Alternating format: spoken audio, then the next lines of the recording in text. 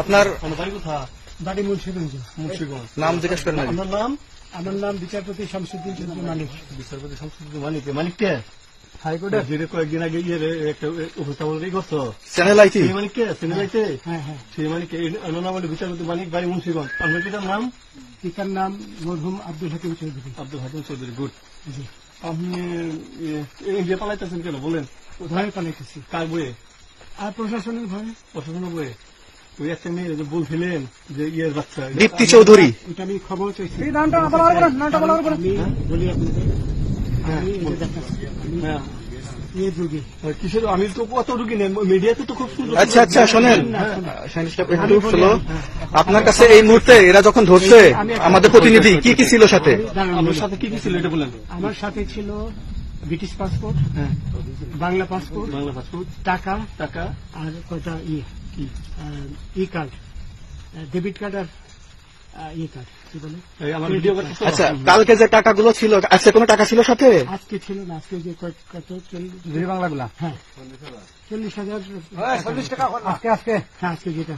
কয় টাকা ছিল? দেখেনি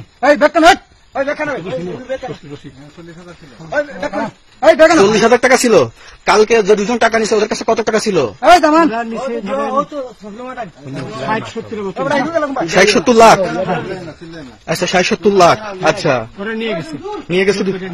নৌকালাও সাথে নিয়ে নিছে? নৌকালা এবং ওই লোক দুজন সাথে একসাথে নিছে? না, ওই দুই ছোকরা নিয়েছে।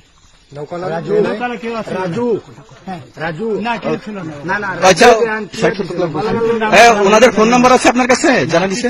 আমার ফোন নাম্বার সব নিয়ে গেছে। আপনি কত টাকা কন্টাক্টে আসছেন? আমি 15,000 টাকা ওদের বলছিলাম, ওইটা আমি দিছি।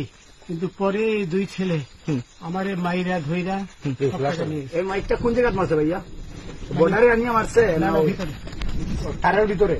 ইন্ডিয়ার ভিতরে? আপনি তো ইয়ের নামে আমাদের বাংলাদেশে অনেক ইয়ের নামে আপনি অনেক অন্যায় করছেন, জুলুম করছেন, এটা ছবি।